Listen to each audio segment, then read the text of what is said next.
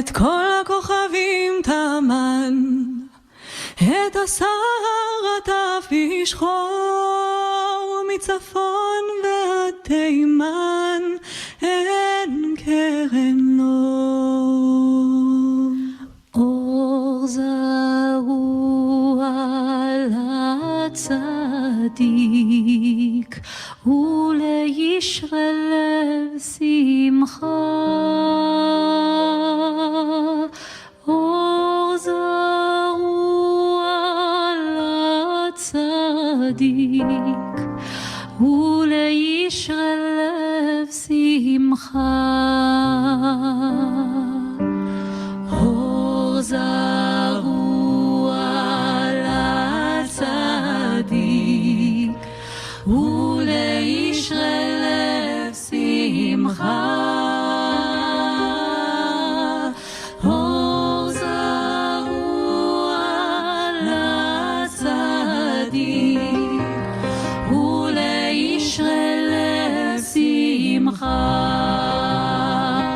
האור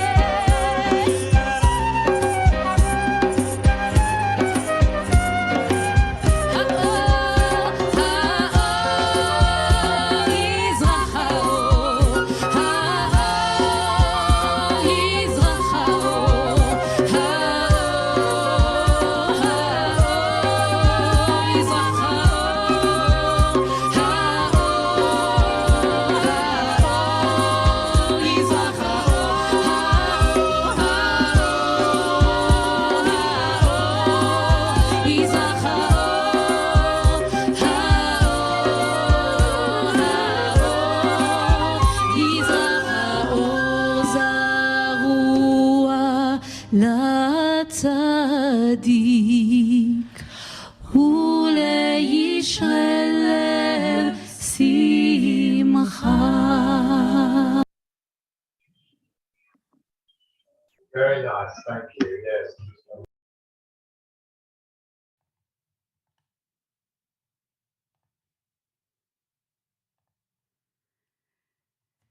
Good evening. I'm Rabbi Leah Mühlstein, one of the rabbis of the Synagogue and the International Chair of Arzenu. It's such a privilege to welcome you to this evening's panel discussion marking Yom Ha'atzmaut, Israel Independence Day. A very warm welcome to the members of the three hosting congregations of this evening, the Ark Synagogue, Finchley Reform Synagogue, and Sha'arei Tsedek, North London Reform Synagogue, as well as members of Arzenu UK and numerous other Reform and Liberal synagogues from around the UK and beyond. Before we turn to the topic of tonight's discussion and to our wonderful panelists, let me take the liberty to say just a few words about Arzenu. Arzenu is the political voice of Reform, Progressive, and Liberal religious Zionists. Our mission is to bring progressive Jews together and work alongside fellow progressive Jews in Israel on being constructive partners in working to fulfill the vision of the founders of the State of Israel, to develop the land for the benefit of all its inhabitants, and to implement the prophetic ideals of liberty and justice. We advocate for Israel as it should be and must become, embracing religious pluralism, protecting minorities, and ensuring that our values are reflected in Israel today and tomorrow. As passionate Zionists, we believe that Israel should hold a prominent place in all Reform, Progressive, and Liberal Jewish congregations around the world. With and through our local constituents, such as Arzenu in the UK, we bring Israel into our congregations and promote the work of the Israel movement for Reform and Progressive Judaism. We know that our dream for a modern state of Israel that is inclusive, moral, and a home for all of us can only be achieved if we truly accept the dictate of the Talmud, which is really the title of tonight's event, Kol Yisrael Aravim Zeh Bazeh, that whether we are in the UK, in Israel, in Ukraine, or in Romania, we are all responsible for each other. Together we will work on realizing our dream for an Israel that continues to be worthy of celebration. And so, as I thank the wonderful musicians of the IMPJ who shared this beautiful music at the start with us, I want to hand over to my colleague Rabbi Deborah Bloston at Finchley Reform Synagogue, who will be introducing my good friend, member of Knesset, Rabbi Gilad Kariv. And I hand over with the words spoken at the official torch-lighting ceremony for Yom Ha'atzmaut on Mount Herzl, to the glory of the State of Israel, Uletifaret Medinat Yisrael. Thank you so much, Leah. It's lovely to welcome you all here to FRS this evening as we try and bridge some of the geographical distance we feel so acutely in Gilad. It's so lovely to see you and to be able to introduce you this evening. So Rabbi Gilad Kariv is going to kick us off this evening. Rabbi Kariv has served as director of the Israel Religious Action Center, as the leader of the Israel Movement for Reform and Progressive Judaism, and most recently added the letters MK to his list of titles as he was elected to the Knesset in last year's Israeli elections. Gilad, I'm wondering if you might kick us off this evening by helping us to understand some of the political conversations going on in Israel at the moment around the war in Ukraine, and particularly Israel's relationship with Russia and how Israel sits in the geopolitical space. So shalom, dear friends, Erev Tov, Chag Atzmaut Sameach. I'll start by sharing with you that while we are concluding Israel's Independence Day and all the celebrations that took place in the last 24 hours. Unfortunately, we learned about another terror attack, this time in the ultra-Orthodox city of Elad, which is quite close to Tel Aviv. And according to the current update, 3 Israeli citizens were killed in this terror attack. And in a very tragic way, they join a sad list of 15 Israeli civilians that were killed in terror attacks during the days of Ramadan, the Muslim month, which was concluded a few days ago. And in a way, it's a painful reminder to the reality we have to deal with here in Israel. Now, addressing your question, Rabbi, it is not a secret that in the last few years, Israel is being challenged with its northern front because of the developments in Syria and in Lebanon, more challenged than ever. Around this security challenge, Israel has, I don't want to say complicated, I want even to say Israel had a very solid and good political cooperation with Russia that enabled Israel to protect its northern border. Those political relations are also connected to the fact that we have today in Israel more than 1 million Israelis that are actually also Russian citizens, and the Jewish community in Russia is, of course, one of the more important Jewish communities. And at the same time, Israel successfully developed strong and vibrant relations with the Ukraine.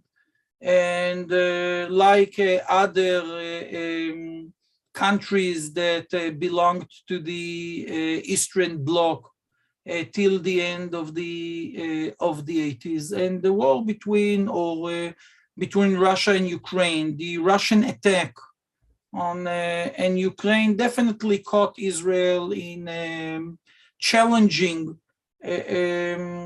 political and diplomatic situation. Israel is very clear, especially in the last few weeks, in regard to its support for Ukraine. The senior ministers, including the prime minister, said in a very clear way that Israel condemns Russia for its military actions in Ukraine. Israel was very clear about its expectations from Russia, and Israel joined the international coalition in the UN decisions that were taken in regard to this conflict.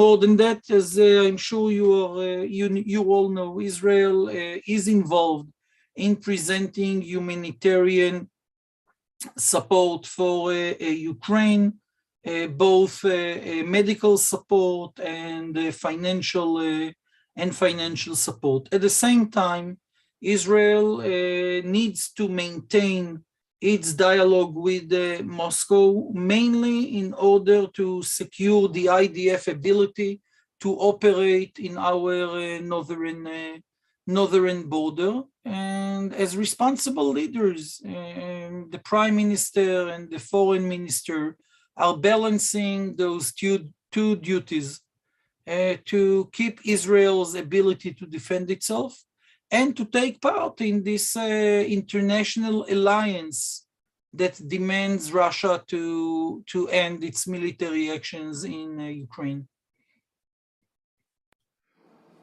And I guess one issue that's come to the political fore in Israel is the question of how the current refugee crisis illuminates the challenges of the current refugee policy in the state of Israel.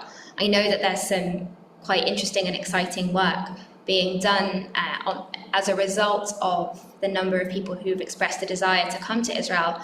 Wondering if you might share a little bit with us about that. So here again, I want to be fully transparent with all of you. I belong to a party and to a political bloc in the Israeli Knesset that criticized the first policy presented by our government vis-a-vis the issue of the refugee crisis. At the beginning, Israel didn't respond in fast enough to this developing crisis. It has, of course, to do like in other countries with the general debate over immigration policies, and my party and my political bloc, we were loud and clear that Israel must contribute to the international effort, which is right now mainly a European effort to deal with the refugee crisis. Right now, Israel is holding actually a 3 levels policy. First, we need to remember that because of the law of return, all Ukrainian Jews and their family members, their immediate family members, the second generation and the third generation of Jewish families are welcome to immigrate to Israel and to become immediately Israeli citizens. This policy is, of course, valid also today, and Israel is welcoming thousands of Ukrainian Jews that are coming to Israel, that are making Aliyah, mainly because they want to, or are forced to leave Ukraine, and they choose to come to Israel. I need to say that we are facing also a new wave of Aliyah from Russia. We see many Jewish families that are leaving Russia and asking to come to Israel and to immigrate to Israel because of the war and the political situation in Russia. The second level has to do with people, Ukrainian citizens that are not eligible to make Aliyah, but still they have relatives in Israel. And those family members, although they are not allowed to immigrate to Israel as olim, are welcomed by the state of Israel as refugees. And here, please keep in mind that today in Israel, we have more than 200,000 Ukrainian olim that came in the last 20 years. So we are talking about a huge circle of family members that can come to Israel today as refugees and receive support from the government. The third level has to do with people that have no connection to Israelis, to Israeli families, or to Israel in general. And here the Israeli government announced that we will welcome 5,000 refugees above and beyond those new olim. And we're pushing the government to expand this number, and I believe that we will successful in doing so. That's brilliant. Thank you so much, Gilad. I can see that Leah has a hand up. I do have my hand up, but it is actually not a question from me. I'm just asking it on behalf of Tamar, and I wonder if I can just come in with Tamar's question. How is Israel helping Ukrainian refugees integrate into Israeli society? So here again, first I want to remind us all that we are at the initial stages of this humanitarian crisis. In the end, I think that, and it's the same case with European countries, we don't know yet if those Ukrainian citizens can go back to their country in the near future. We don't know what will happen in the coming few weeks and months. So I think that it is, in a way, a little bit a premature question, in the sense that right now what we need to offer those refugees is not a full integration in the Israeli society. What we need to offer them is basic humanitarian support. Basically, they came with nothing to Israel. We need to offer them medical support and to offer them emotional, psychological support. And unfortunately, Israel has a lot of experience in dealing with post-traumatic situations. We need to make sure that they have a decent housing solution for the next few months. And we are making a real effort to offer them different venues of making a living in Israel, after we offer them, of course, an initial financial support. This is the case with those refugees that are not new olim. When we are talking about Ukrainian Jews or descendants of Jewish families that want to make Aliyah, here again, the policies are not new. Israel is investing many efforts in integrating new olim, people that are not refugees but are leaving the airport as citizens. Here, those new olim receive massive support in their process of integration, from learning Hebrew to more solid and long-term housing solution, a larger scale of financial support. And we need always to keep in mind this basic difference between Ukrainian citizens that are coming to Israel and asked to become citizens of Israel according to the law of return. So actually, they leave the airport as citizens and not as refugees. And those Ukrainian citizens that cannot make Aliyah, but Israel is welcoming them as war refugees. Thank you so much. Does anyone have a question for Rabbi Kariv that has not been asked already? I think Sha'arei Tsedek is waving at us. Hi, good evening. A question from me, actually. I'm just wondering how the comments recently with the accusations of there being this the Russian idea of associating events activists in the leadership in the Ukraine as Nazis, and the use of the Holocaust and this idea of Jews being the worst anti-Semites. Obviously, that's a very provocative political comment. How does that land with the Israeli public? And I think I understand pretty well how the government and diplomatic service are handling it, but how does that land with the public? What's the impact of that kind of statement?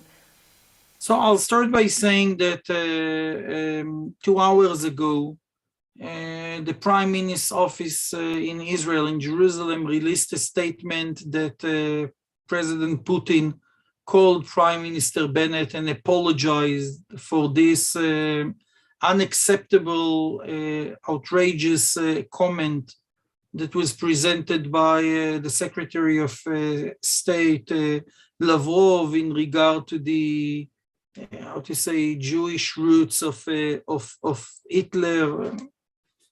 No need to discuss this anti-Semitic comment, and it's good that even President Putin understood that a red line was crossed. But I need to say that there is no debate among Israelis in regard to the situation between Russia and Ukraine.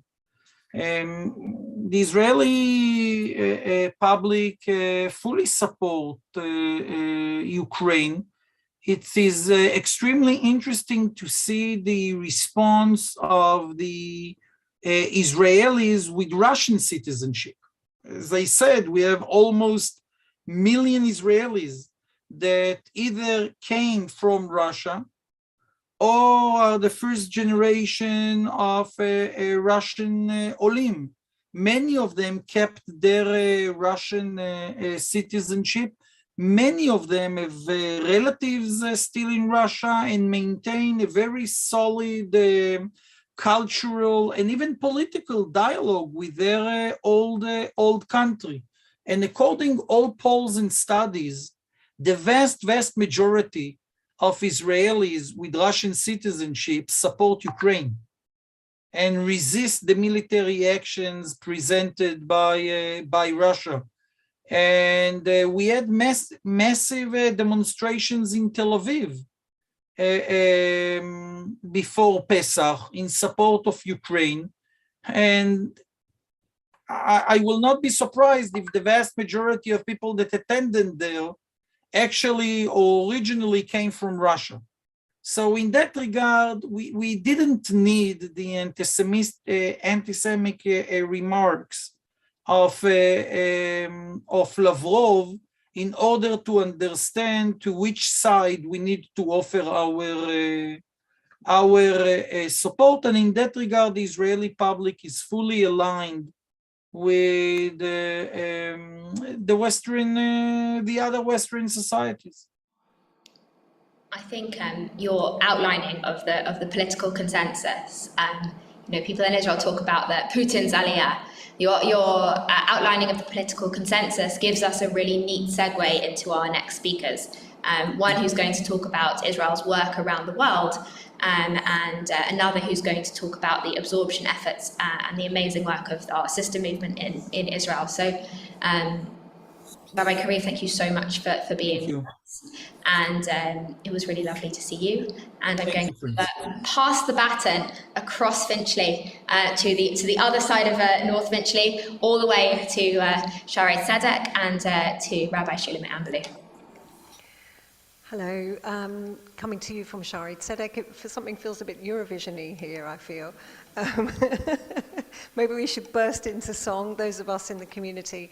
But I'm really grateful to be able to introduce Deputy Ambassador of Israel to Romania, Amir Sagron, who is speaking to us from Bucharest this evening. And we're so grateful that you've been able to make some time to be with us. Thank you. And you have spent a lot of time on the ground at the border, which I'm really interested to hear you. I'd love you to share your experience of providing humanitarian assistance and some of the very shocking, powerful, upsetting experiences and also inspiring experiences that you have had in the last few weeks, Amir, supporting those who are fleeing Ukraine and indeed those who are unable to leave the country. So if you could go over to you now, I'd be really grateful for you to share some of your experiences with us. Thank you, Rabbi. Shalom, everyone. It's a pleasure being here this evening. I'll do my best to try and describe what was the work we did and still are doing. I'll start by saying that everything started for us in the Ministry of Foreign Affairs, everything started weeks before the attacks on Ukraine actually started. We were preparing more than 2 weeks ahead for this moment when we will need to stop everything that we are doing, which is mostly a political work to better the relations of Israel with the countries where we're in, and focus on one main target, and that's the first one, which is to find a way and get more than 15,000 Israeli passport holders who live in Ukraine. More than that, we knew about hundreds of thousands of Jewish Ukrainians who do not hold an Israeli passport. So the first thing we did, and when I say it, I mean the Embassy of Israel in Romania, the Embassy of Israel in Poland, the Embassy of Israel in Hungary and in Slovakia, was to plan where is the main crossing point which we should focus on because of our manpower. We can't be everywhere, and with whom we need to already speak, hotels that we need to reserve, all logistics we did more than a week before actually the war started.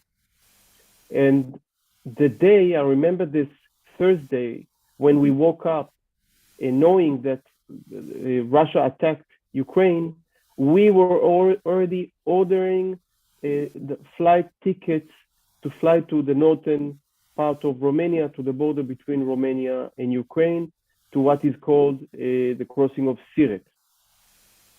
We were there for almost a month, 3.5 weeks, physically living there in some hotel on 100 meters from the crossing point. The ambassador, myself, the consul, and I left my family, my 2 kids, 3 and 6-year-olds, with their mother, my wife, in Bucharest, and I was there, fully focused, and basically we stopped everything else that we are doing, everything that is related to our diplomatic work. Now, we had 2 main objectives.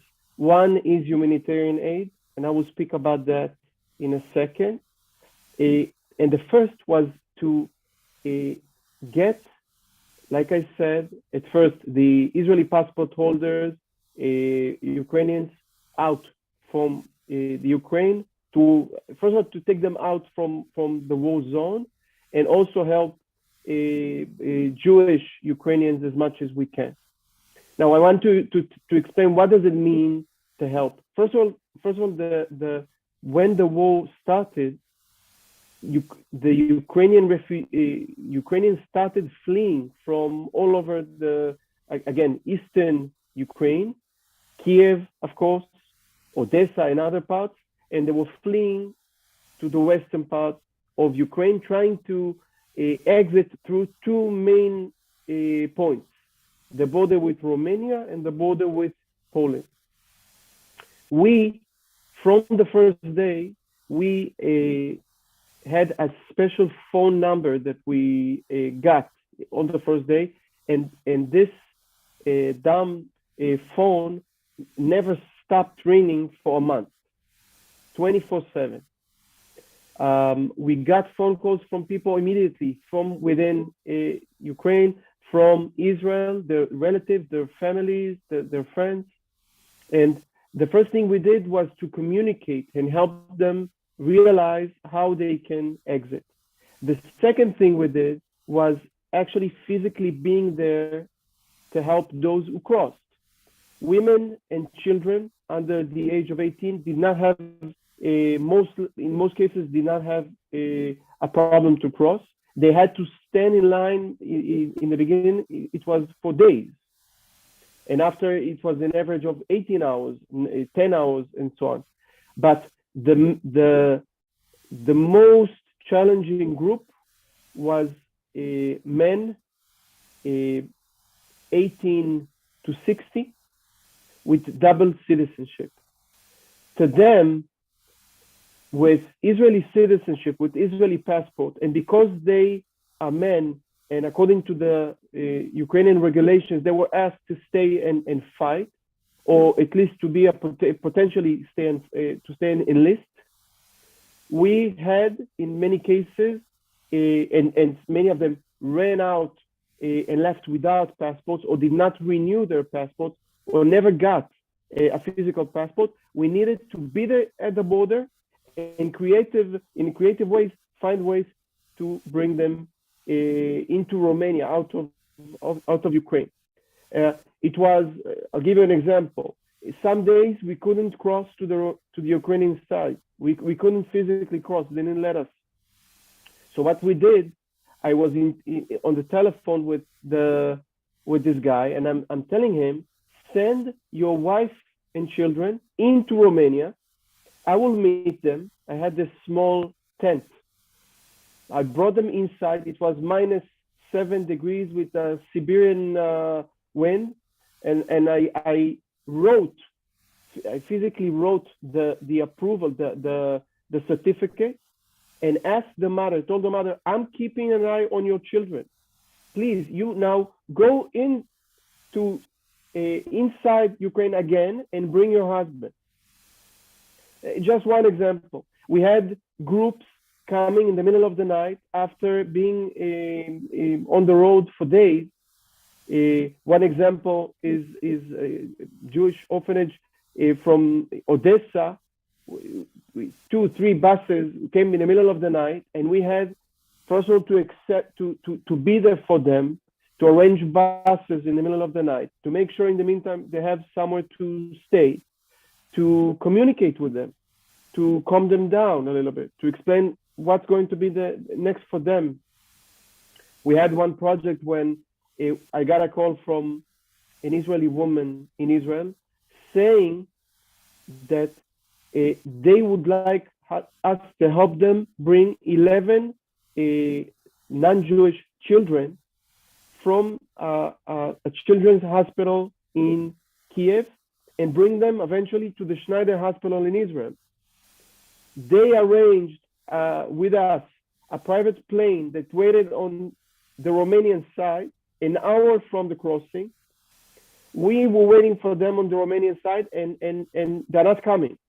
And we were in touch for 2 days about this project, and we are waiting for them, and they're not coming. That moment, the ambassador, David Saranga, and myself, we go physically into Ukraine with the Romanians, with whom we were in very good relations. And the Romanians were speaking with the Ukrainians and telling them, trying to explain to them, the Ukrainians on the Ukrainian side spoke Romanian. And they explained to them, there's a bus. 1 kilometer inside, please help us bring the bus.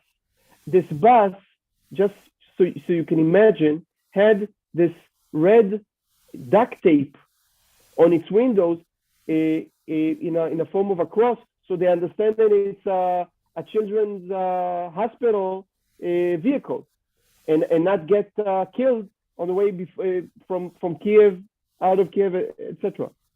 So we found the bus. We were able to bring the bus inside. We were waiting with ambulances with another bus, and eventually we were able to bring them to inside Romania with their parents, with their mostly mothers, and bring them in the last possible moment to the private plane, and from there to Israel, and so on. So this was a daily struggle, and this is the first thing I talked about, being there physically, communication, but also physically bringing and releasing them. I have to say, seeing the things that we saw there, this we called it, the refugees of the 21st century. It's something that I never saw. They left their houses with suitcases, and 2 children hanging on their young mother's hands, and it's snowing, and you see her face, and you talk to her and you ask, and she says, yes, I left my husband on the way here. He was stopped in order to go and fight.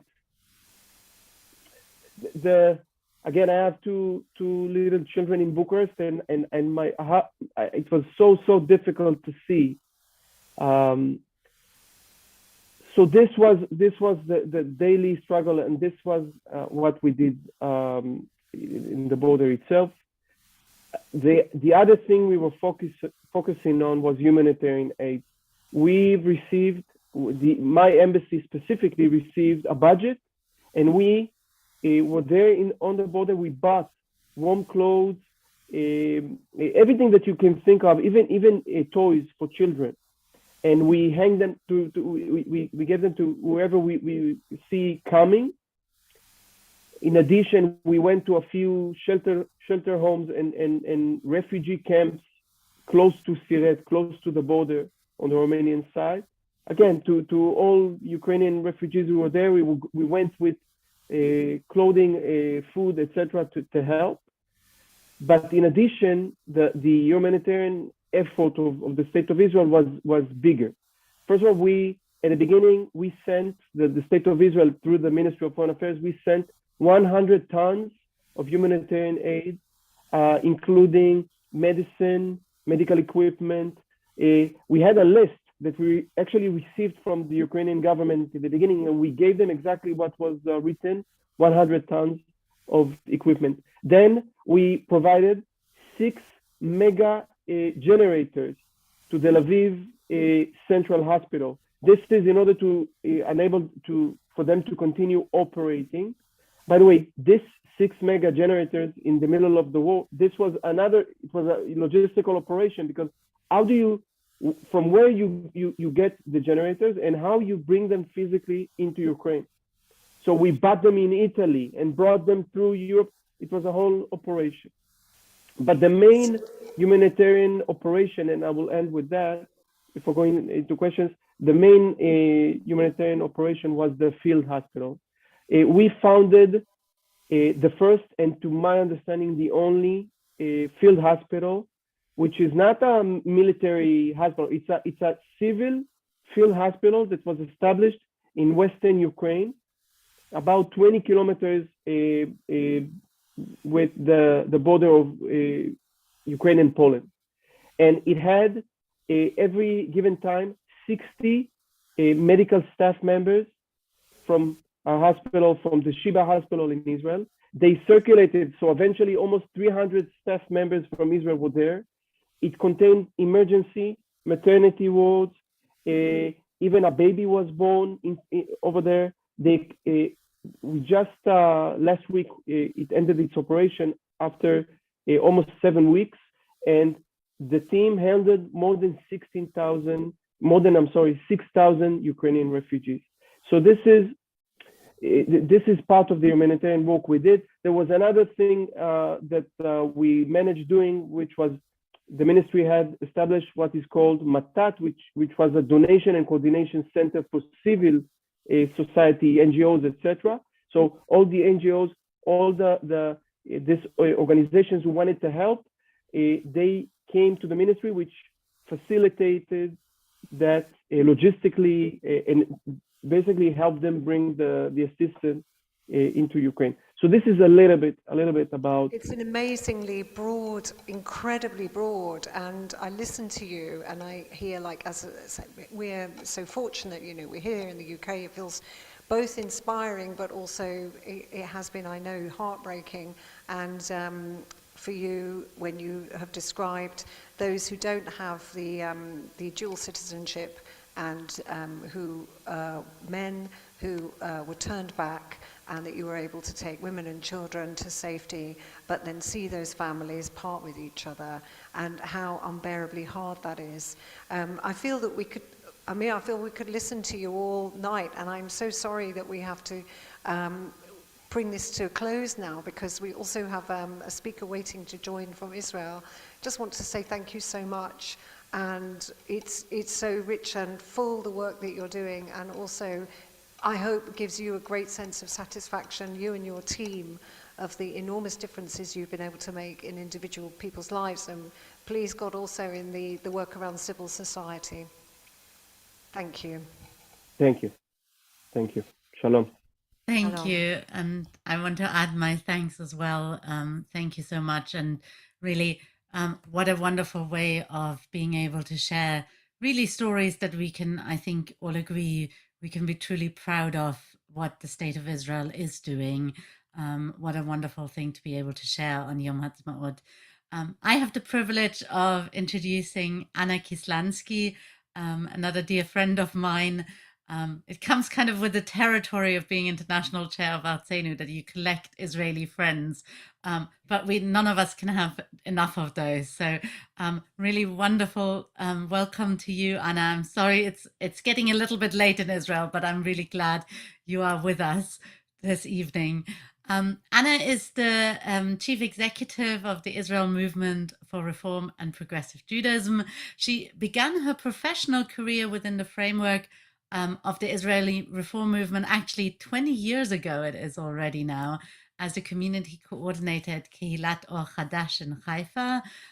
Between 2005 and 2009, she served as the central shlicha, the central emissary of the Jewish Agency for Israel to the North American Reform Movement, and since 2010 has held high-level positions in the head office of the IMPJ in Jerusalem.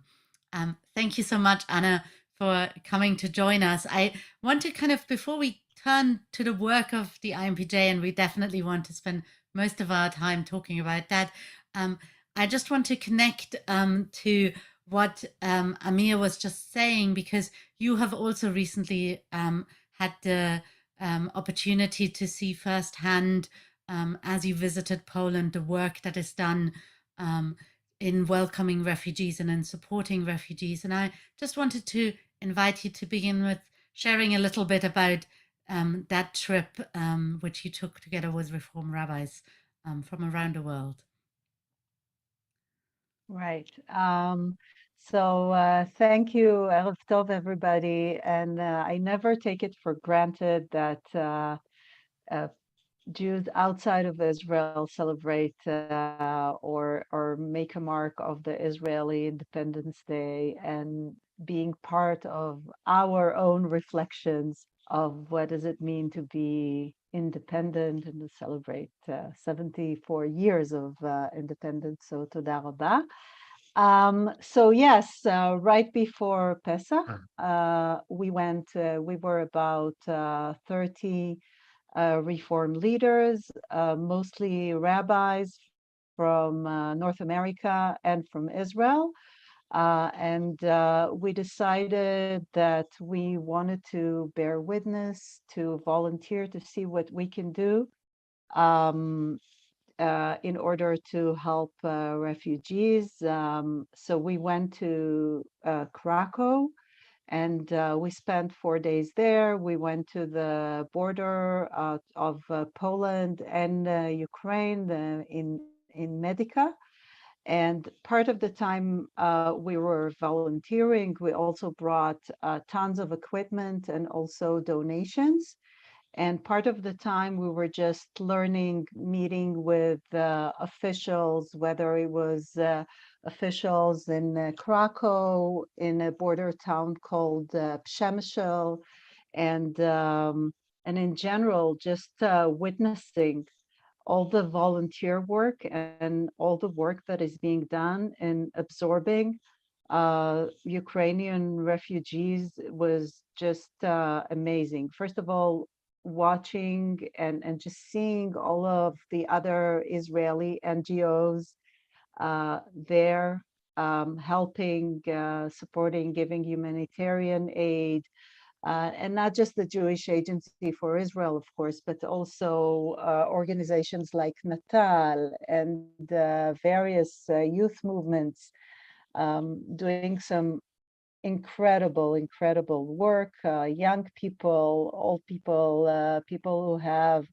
professional training, and people who just want to volunteer. It was really inspiring, and I want to relate to what my dear friend Rabbi Gilad Kariv said at the beginning of the evening, saying that Israelis, we feel like we get it. We understand what it means to aid other people. We understand what it means being a refugee. And I think that if you reflect not just on the Jewish experience of being a refugee and the Israeli experience, but just looking on how Poland is organized in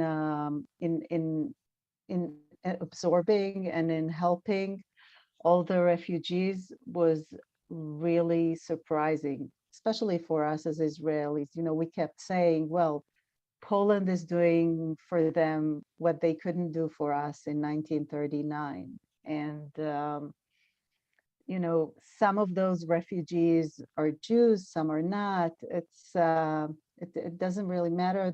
The stories are heartbreaking.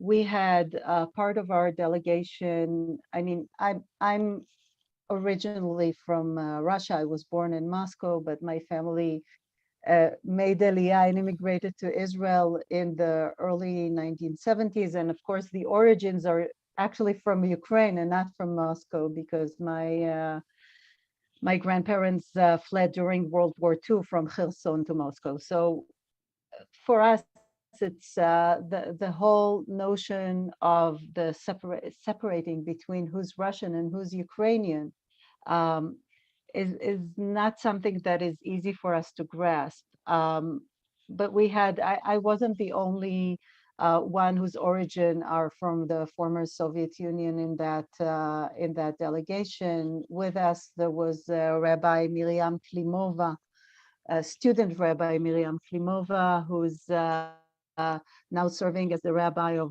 one of our Russian-speaking congregations in Israel, congregation Shirat Hayam in Haifa. And she's originally from Lviv. Her parents are still there, and she speaks fluent Polish, Russian, and Ukrainian. So she was very helpful in communicating to people, in even explaining to us what we need to do when she was communicating to the refugees. We had student rabbi Lana Zilberman Solowoy, who's originally from Russia. Um, and for us to hear some of the stories, we met a young Ukrainian refugee who's now working for the JCC in Krakow, and she said, I'm from Ukraine. I have a broken Ukrainian because most of my studies were in Russian, but I don't want to speak Russian again. I, you know, the hatred, it sort of comes with, and we understand as Israelis the notion of war and hatred, and suddenly you hear it from somebody else who says, I hate Russians. I don't want to speak Russian anymore. But you hate everybody. So, but and you can't judge her, because whatever she witnessed was just something that is very, very hard to bear. We held a pre-Seder Seder there at the Ukrainian border, mostly with volunteers from Mexico and from Israel and from France and from England and from other countries, and some refugees as well. It was amazing.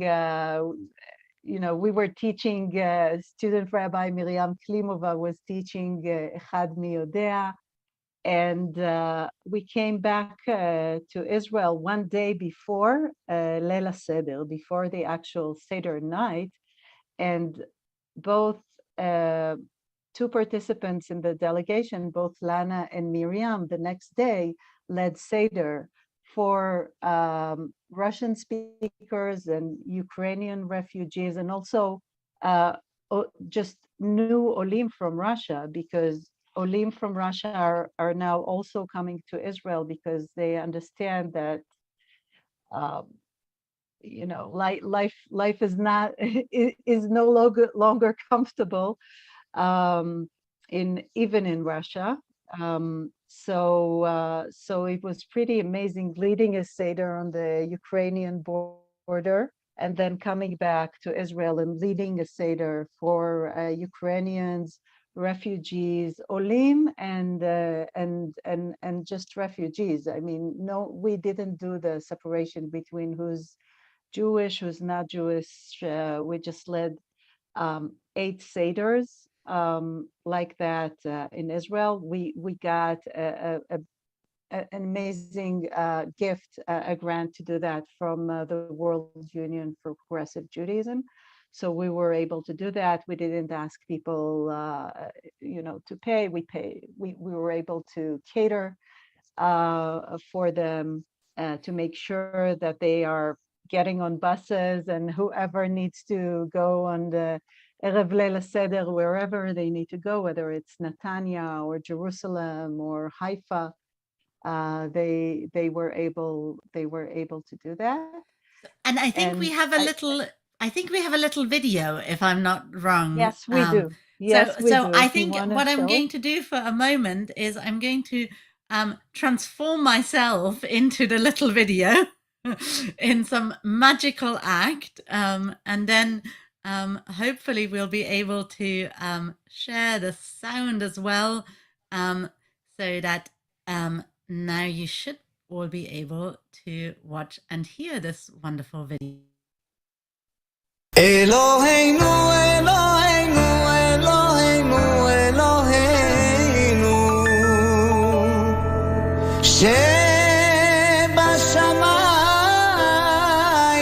שבשמיים ובארץ.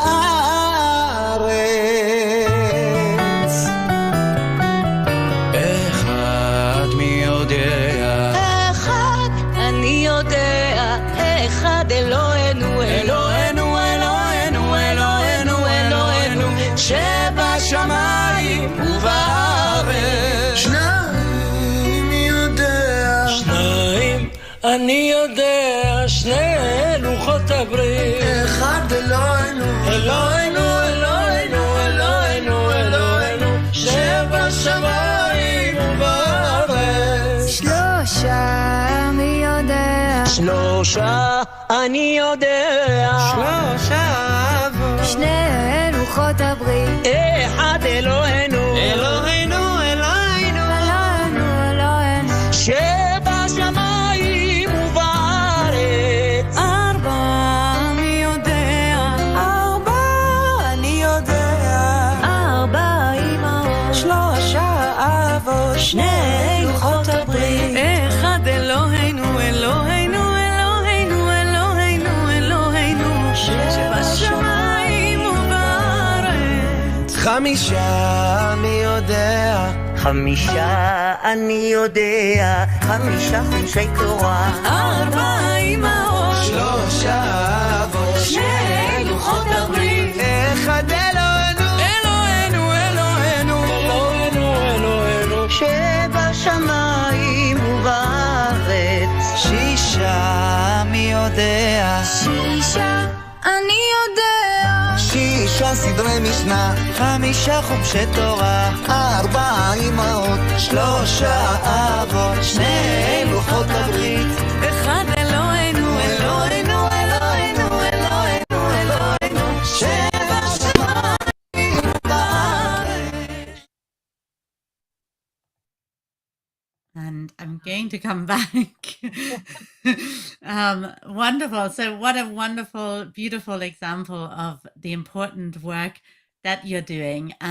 I know, so you've been talking already about the Siddurim that you're offering, but I know that also one of the things that I think I'm the most proud of the contribution that the Israeli Reform Movement has been making to the state of Israel more generally is also the legal support work that you do in supporting especially new immigrants or people who want to be new immigrants with their cases through the legal work of the Israel Religious Action Center.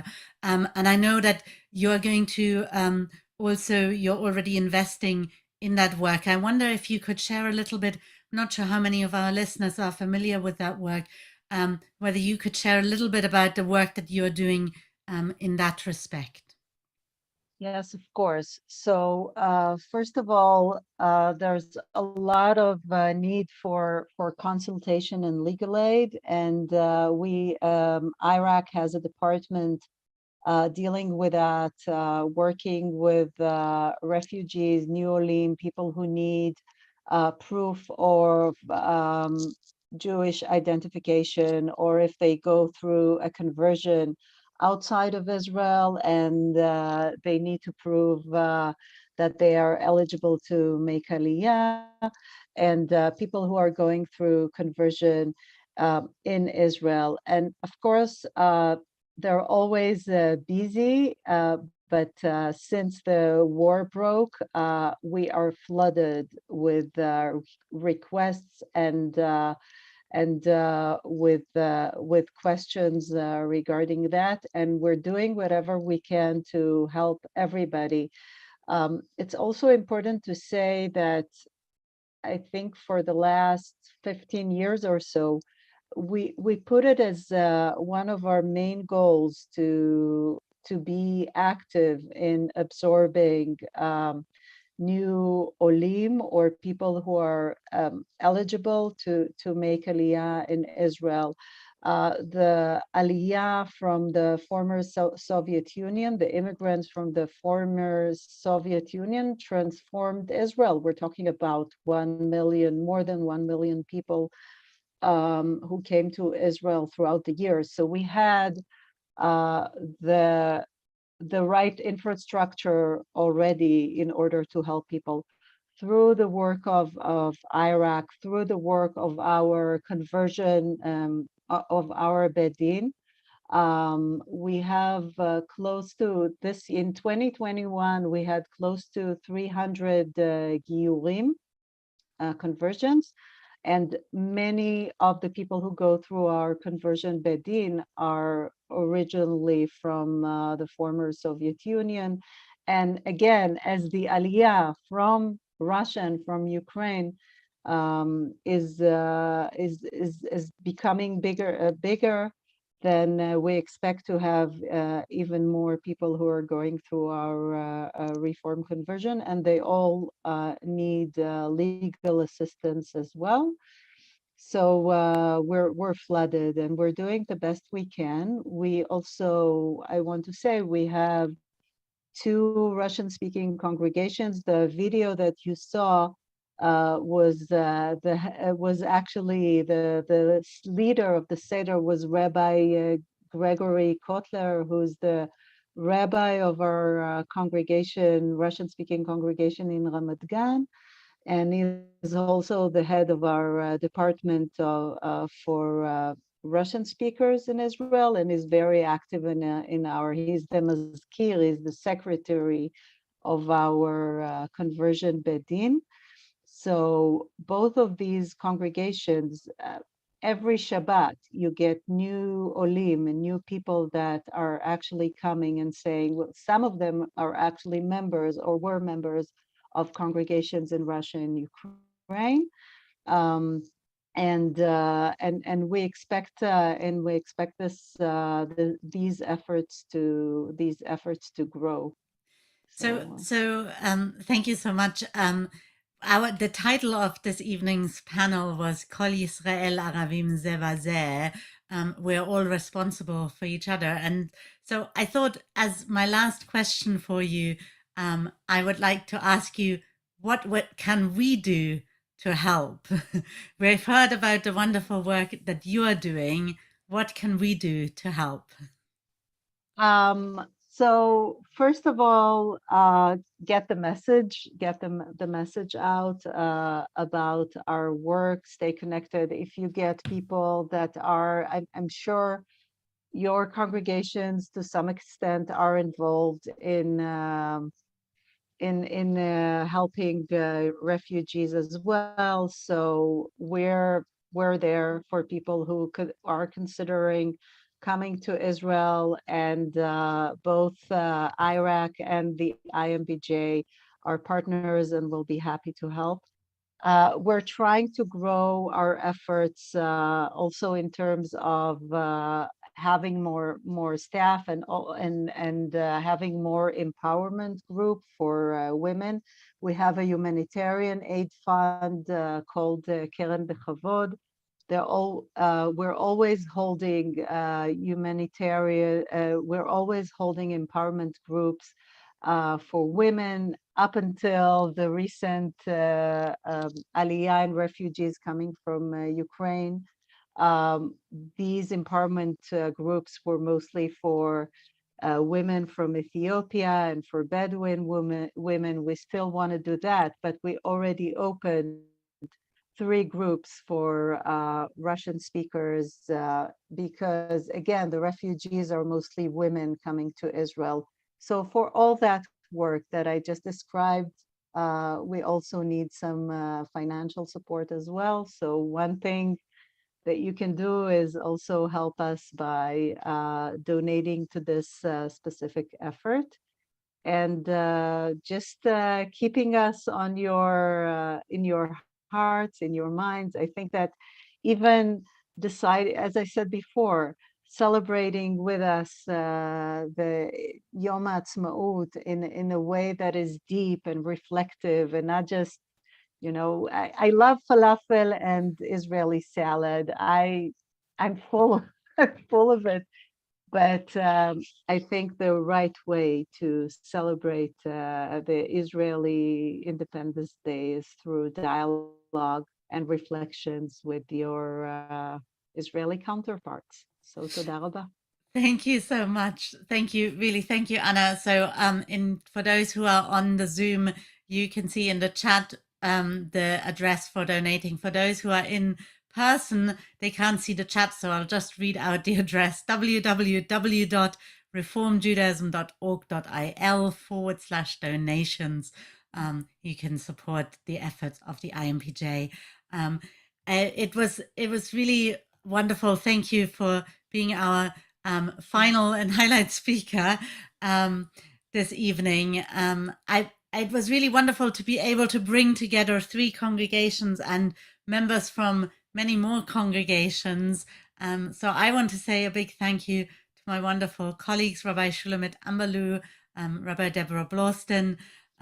We all had agreed, we all felt like Anna, that the appropriate way to celebrate Israel wasn't just to enjoy falafel, although we all enjoy falafel too, but to really celebrate and recognize the importance of the state by looking at some of the important work that is going on there. So with that, thank you from me, and I'm going to hand back to Finchley Reform Synagogue. Thank you.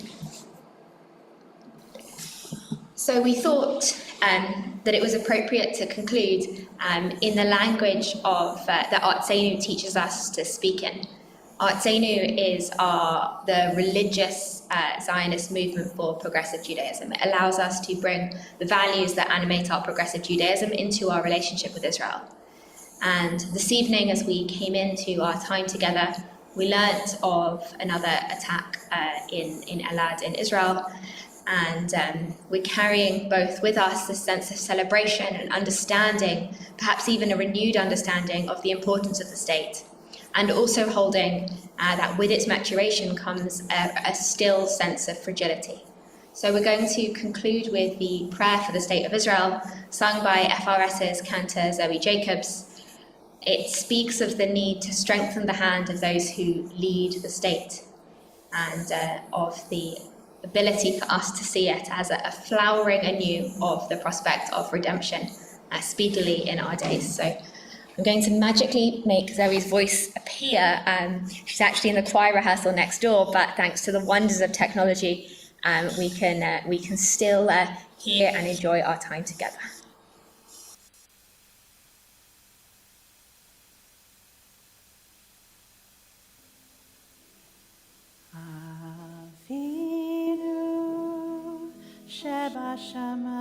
שבשמיים, צור ישראל וגואלו, ברך את מדינת ישראל, ראשית צמיחת גאולתנו.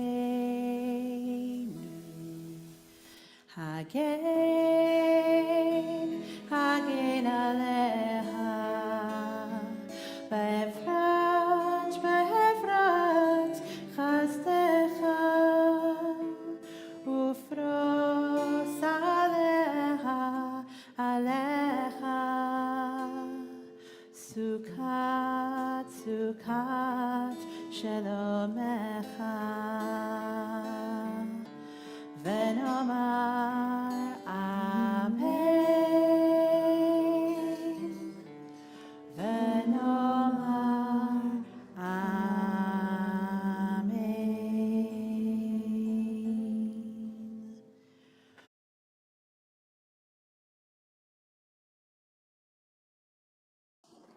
Erev Tov. ערב טוב, יום עצמאות שמח.